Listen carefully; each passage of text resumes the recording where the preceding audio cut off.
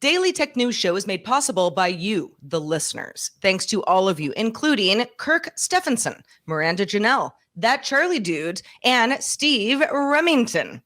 On this episode of DTNS, who liked your latest post, and should that be public information? X is trying to find out. Plus, Samsung's latest requirement for repair shops is a bit of a head scratcher. And when is an AI PC really an AI PC, or at least the one you think you're buying?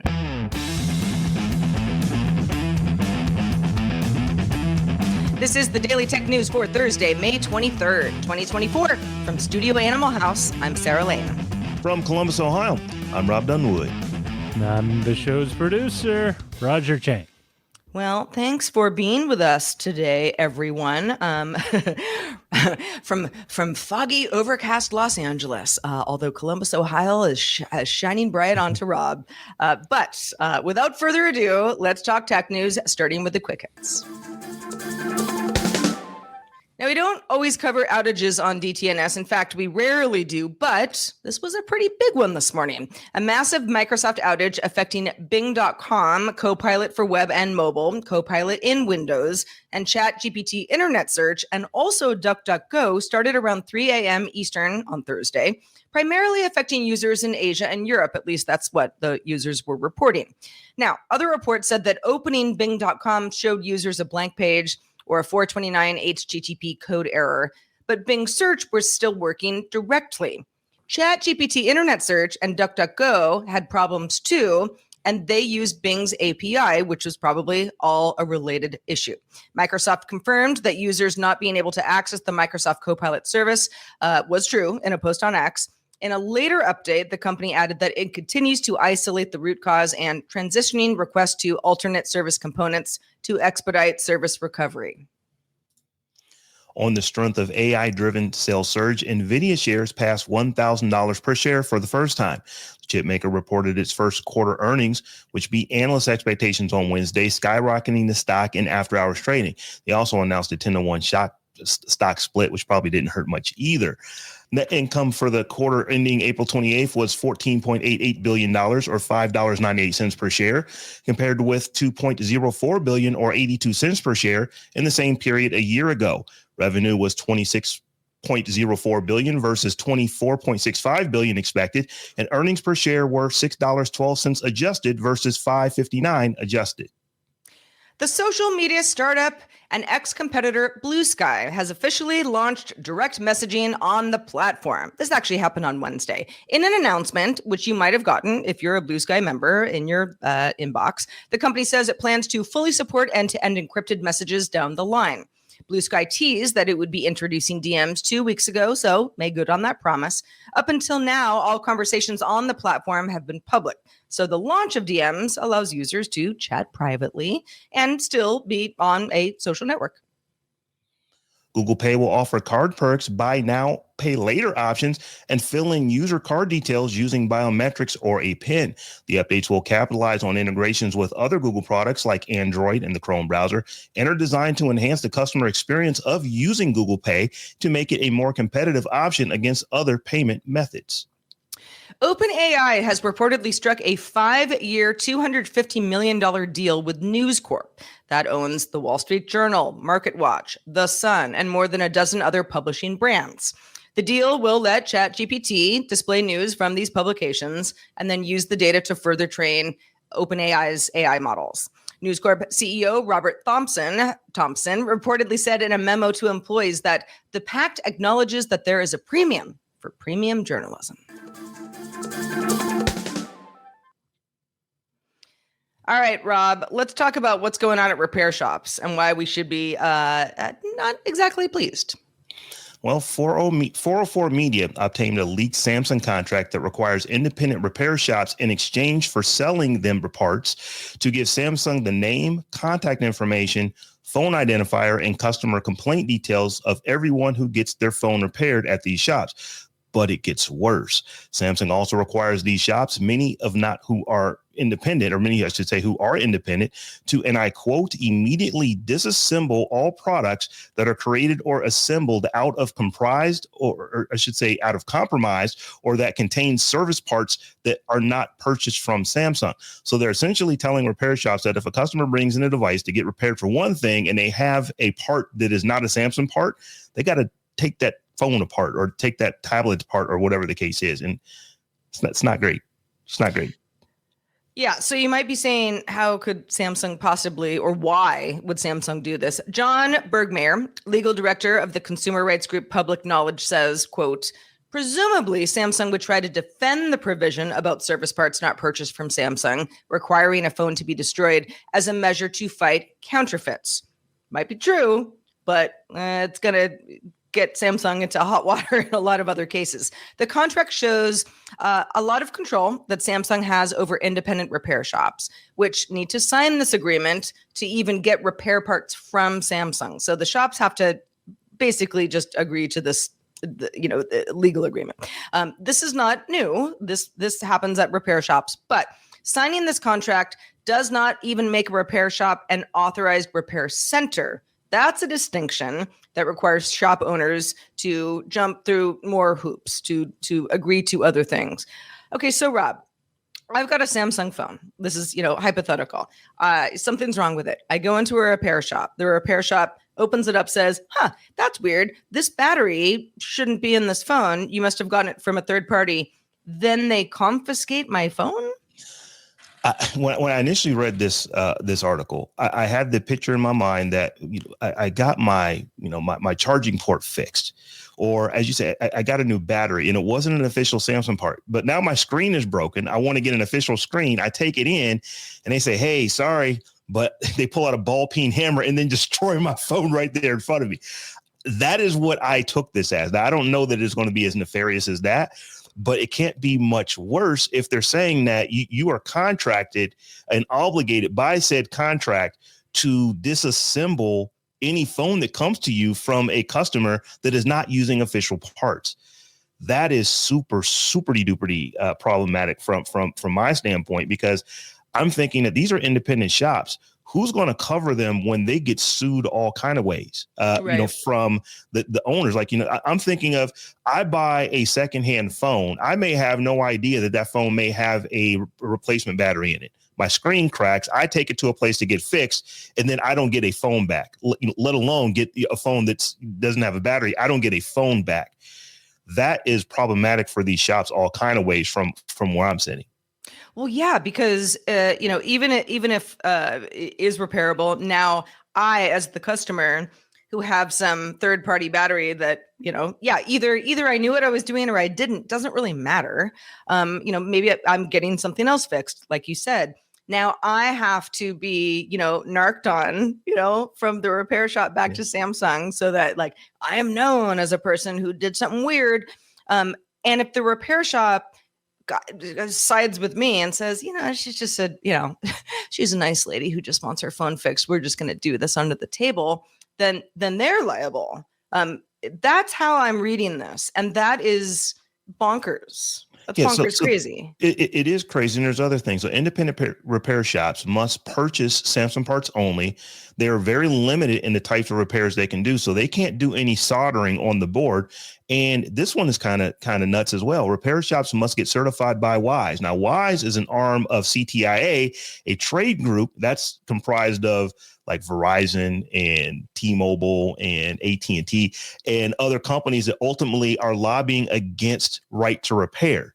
So these shops have to pay for a license or a certification from an organization that actively lobbies against them doing the thing that they're actually doing. This is wrong all kind of ways. And what is really interesting is that if you are in a state that does have a right to repair law, none of this is valid. So yeah, this one is weird. It's I can't say that I've heard anything like this, because I'm really thinking of it like this. Even if you bought a battery that was a counterfeit battery, does that give Samsung the right to confiscate that battery? I don't know that that's the case. Also, I mean, what is a counterfeit battery? Right.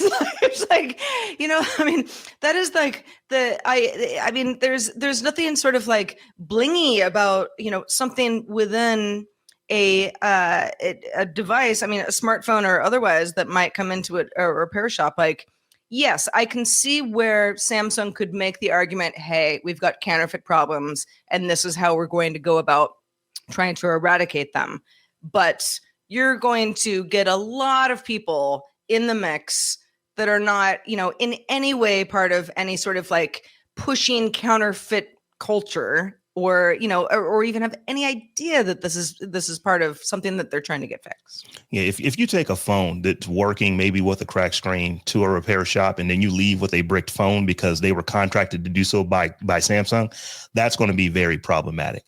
But in unrelated news, but maybe related, iFixit and Samsung are ending their 2-year relationship after failing to renegotiate a new contract. iFixit CEO and co-founder Kyle Wines told The Verge that Samsung does not seem interested in enabling repair at scale.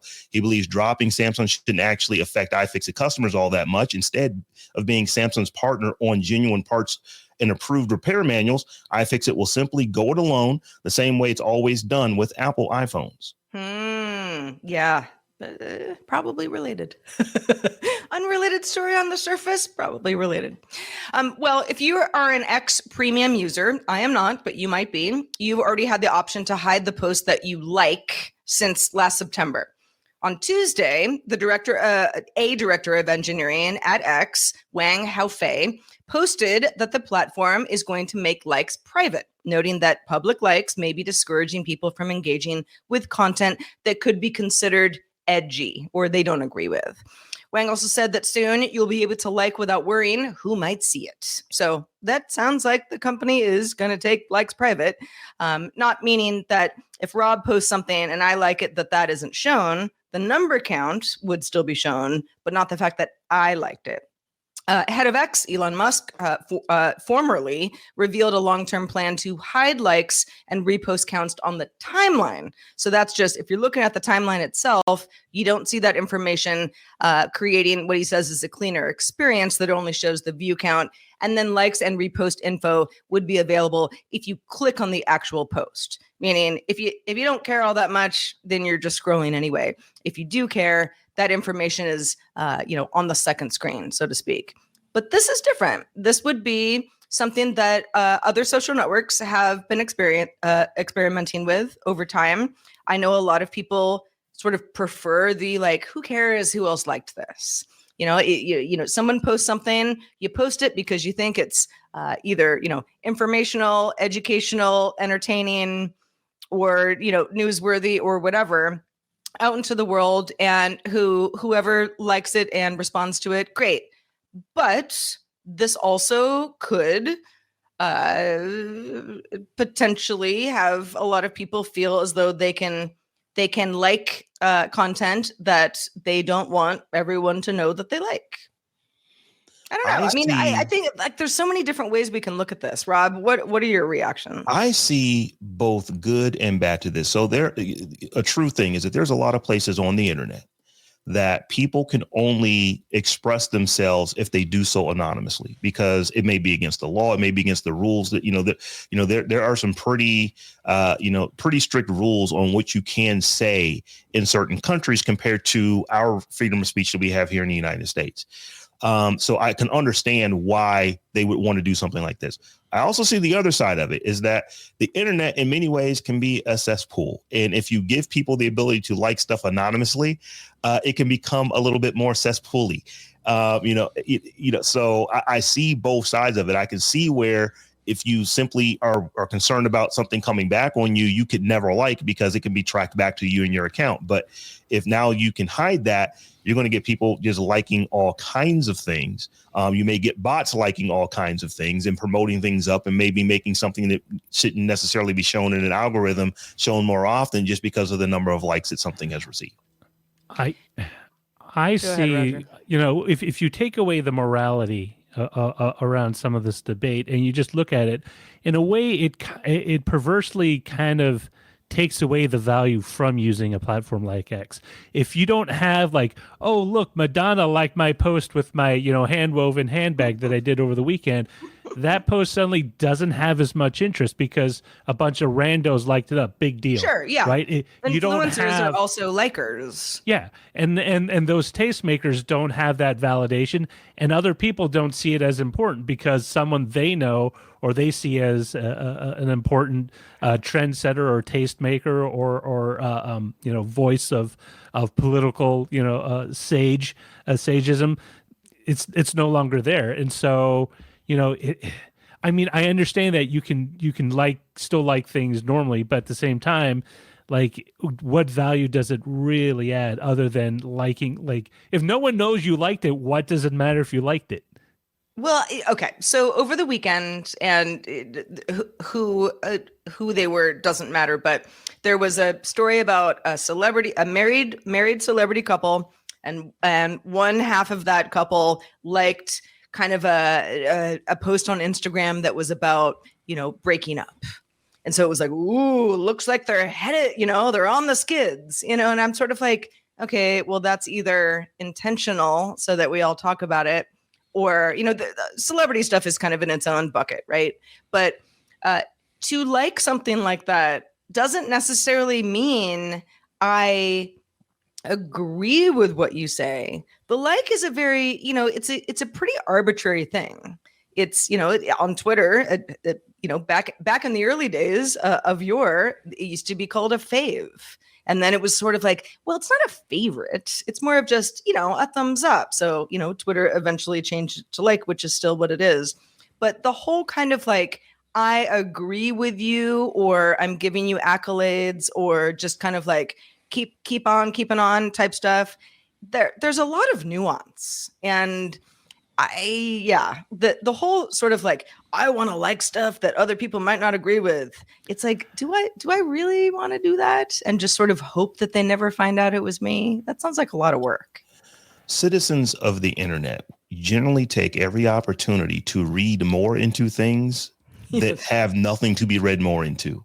So because of that, sometimes it's a life choice. If I like this, how is this going to come back and affect me? So if I could just like it and you can't tell that I liked it because I want to see the account go up because I thought something was clever, or I thought something was funny, but I don't want to have to explain my choice to the internet, I can understand why people want to do things somewhat anonymously in this way.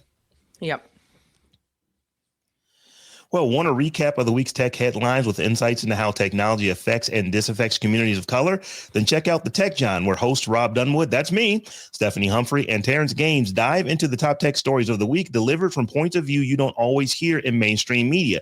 New episodes land Tuesday afternoons. Find it wherever you get your podcast, or visit thetechjon.com. That's thetechjawn.com. All right. Earlier in the show, we posed the question, what is an AI PC? Well, it kind of depends on who you ask, especially in 2024. PC World's Chris Hoffman wrote in a post Thursday that though Microsoft just announced a new wave of Copilot Plus PCs with AI features that use the neural processing unit, or NPU, hardware built into the PC's hardware for superpowered AI experiences, and talked about all sorts of good stuff, including recall, which you might not think is good, but this is something that would take advantage of the NPU. There are going to be some limitations. Namely, if you bought an AI-enabled PC with an NPU already in 2024, it might not be getting these new features. That includes AI PCs with Intel, AMD, and NVIDIA hardware, because some of them simply don't meet Microsoft's latest hardware requirements for Windows 11's big AI features. Some of these laptops even have a Microsoft Copilot key on the keyboard. So, you might be confused. And you certainly couldn't be blamed for that. Microsoft's Copilot Plus PC certification is what's needed for new Windows 11. So you need that, and a neural processing unit, or NPU, with at least 40 trillion operations per second. TOPS, TOPS, that run the AI models. 16 gigs of RAM, and 256 gigs of storage, also to make room for the AI models, also a requirement. That last part, not a huge deal. But Roger, I know you were looking into this morning. It does it does sound like you're going to have a lot of confused people saying, well, what did I buy this AI PC for?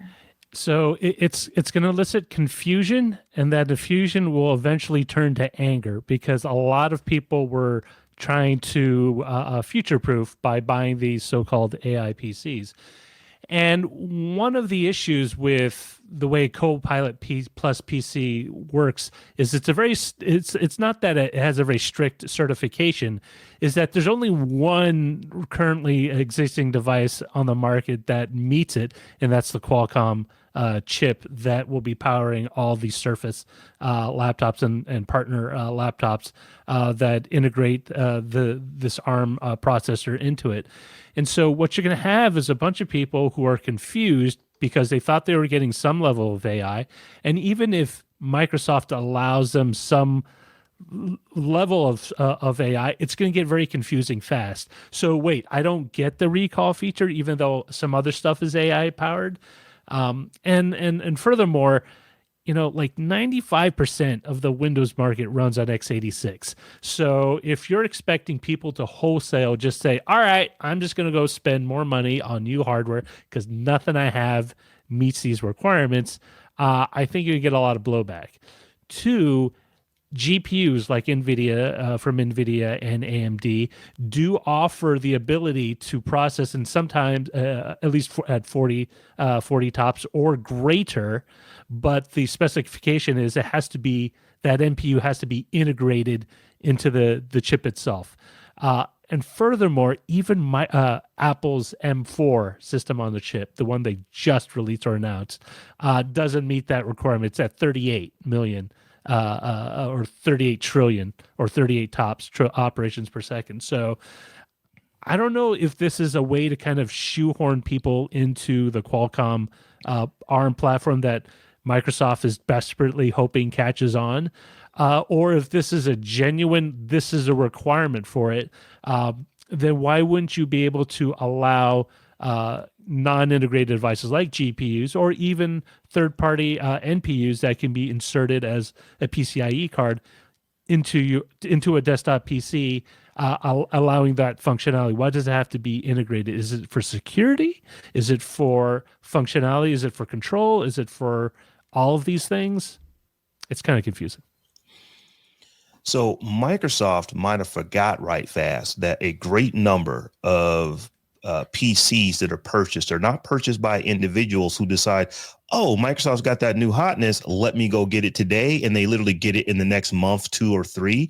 They're purchased in fleets or by the thousands by big giant companies like insurance companies and hospital systems and in manufacturing companies that literally have thousands, if not tens of thousands of employees working there, and they do a refresh that they didn't plan a month or 2 or 3 before they did it. They planned it 2 years before they did it. So there are a lot of organizations who just got a lot of these AI PCs. I'm doing the AI in quotes for people who can't see right now, AI PCs, because they thought that is what was going to be a AI PC as far as Microsoft was concerned. This new 40 tera operations, 40 trillion operations per second is relatively new. So you're going to have big manufacturers like, the Dells and the Lenovo's and, or the IBMs, basically the big companies, HPs that are making, computers for fleets, are making them for industry. They simply are just not going to care. And they're like, Microsoft, who do you think is being called first, you or us, when it comes to getting our hardware? We're called first. So we're going to advertise what we have until those companies start ordering what you have 2-3 years from now for what they start ordering now for what they want to do 2-3 years from now. This feels like, and yeah, I mean, in the corporate sector, this is going to be a headache of different proportions, but a real marketing weird situation. If I go into Best Buy and, let's say that I don't know this story. I don't really know what I'm doing. I just, maybe want to get a new laptop for myself or maybe my kid. And, it's AI power. Oh, okay. Yeah, that sounds good. Oh, price is right. Yeah. Sounds okay. I got it. And then, it turns into like, oh, no, not that kind. I'm trying to liken this to something else that has bamboozled people in the past, where it's supposed to, it says it does something, but it's like, oh, but not. Maybe I guess kind of like Wi-Fi or 5G, right? Like, oh yeah, no, not that kind of 5G. Just more like in a way. LTE. And this is the thing. I don't necessarily put all the blame on Microsoft. I put it on the industry, right? The whole kind of AI PC was kind of a marketing thing from the beginning. That was like, hey, we have Intel, AMD, we have these new CPUs rolling out with integrated NPUs. How do we market? How do we sell it? And so there's a lot of confusion, but I don't necessarily think that Microsoft's approach will be all that helpful. I mean, it will be. I mean, it's very impressive technology, but it does remind me of way back when CD-ROMs were a unique and like new shiny thing on PCs, and Microsoft really wanted to spur the adoption of CD-ROM software, because they were selling a lot of CD-ROM applications and software suites on CD-ROM, and they came up with a thing called MPC, or Multimedia PC Standards. So people could buy a PC knowing that it would work with this software. So they had MPC level 1, MPC level 2. It got very confusing to the point at which time no one cared. Like, it became a meaningless word. If Google ever gets its act together and they decide to really kind of hone in on this rather large opening that I see happening right here, they could say, hey, we're going to offer you a bundle of suites, including Gemini, local Gemini on your hardware. You don't need to have anything specific, but you will need one of our tensor processing units, but you can get that as an add-on card that you can install yourself or via USB. It'll all be keyed, so there'll be a security a lock on it. But the key would be you don't need to buy a whole new machine. You can just buy this $100, $200 piece that you can add on, and you'll have your AI functionality. You'll have 80% of what Microsoft offers, and that's the 80% you really care about. Recall, as cool as it is, I wouldn't necessarily find that the most compelling reason to upgrade. If it was AI, help me do a workflow or build up my spreadsheet so I don't have to waste 10 hours on it, that's more compelling. Yeah, I don't think that, from a who's purchasing standpoint, this is going to make a lot of difference, because I don't think consumers are going in buying PCs. Well, I need to do AI on my PC, so it has to be a Copilot Plus PC. I don't think they think of it that way. And I know that corporations are not thinking of it that way. Corporations think, can I run this program? Can I run that program that helps us get our business done? And if the answers are yes to that, then that's the hardware that they get. So I think, Roger, you're right, because PCs are something that generally lasts 5 to 7, 8 years or more in the home. If you can go get a card that you spend $200 on, that's going to extend the life of something that you already have, that's doing everything that you already did just fine, but now you get these new AI features. I think that this could be a miss for Microsoft, and I wonder if they will go back and reevaluate this whole marketing pitch that they've just done. Well, while you evaluate whether or not you're going to buy a new AI PC, you might also be considering going on a cruise. If so, and you're having a difficult time deciding what's the best cruise, where is it going, when is it taken off and coming back to shore, worry not. Chris Christensen has you covered. This is Chris Christensen from Amateur Traveler with another Tech in Travel Minute.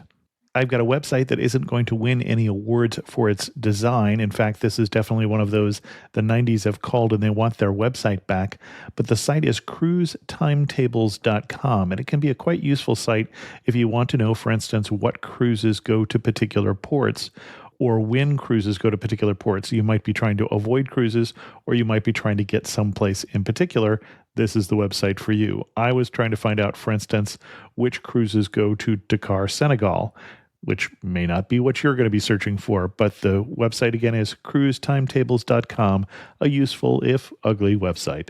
And this is Chris Christensen from Amateur Traveler. Hey, sometimes ugly websites still do their thing. Yeah. Rob, we also got some feedback about Microsoft's AI-powered service Recall, which seems to have struck a nerve. Absolutely. So Jason wrote, when I first heard about Recall, I was outraged, but lacked the wherewithal at the time to express why.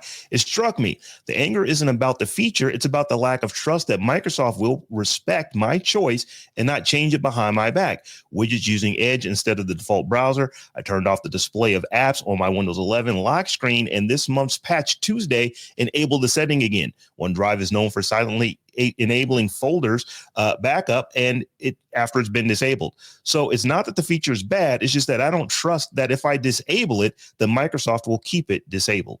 Yeah, I wholeheartedly trust of a company. That is, I mean, arguably the biggest part of this. And we got some other feedback from folks. And thanks to everybody who wrote in about this. Some echoing Jason's sentiments that it's not so much that it's a bad feature, it's that it's Microsoft. And we just don't think that Microsoft has the track record to have a feature like this and have people sort of blindly say, okay, yeah, record my screen. Yeah, poet Angela Milo said this best. When somebody shows you who they are, believe them the first time. And Microsoft has a history of repeatedly turning things off that people very specifically or turning things on that very specifically people turn off. And that's just a trust issue that I don't know that I would want this on ever, but I want to make sure that if it's off, that it never comes on. Yep. Well, patrons, you should stick around for the extended show, Good Day Internet. You know what to do. Another day, another twist in the OpenAI Scarlett Johansson saga. Boy, it just is relentless, but we'll fill you in. You can also catch the live show live Monday through Friday at 4 p.m. Eastern, 2000 UTC. Find out more at dailytechnewsshow.com/live. We'll be back tomorrow discussing the negative impact AI could have on the climate with Allison Sheridan and Lynn Peralta. The DTNS family of podcasts, helping each other understand. Diamond Club hopes you have enjoyed this program.